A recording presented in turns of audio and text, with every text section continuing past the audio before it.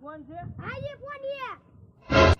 પેલા ફોન ને જો એટલે મારવો છે ના ભાઈ પેલા ફોન ને જો એટલે મારવો બેને બાંધવું નથી આના હું તમને પૈસા આપી દઉં તો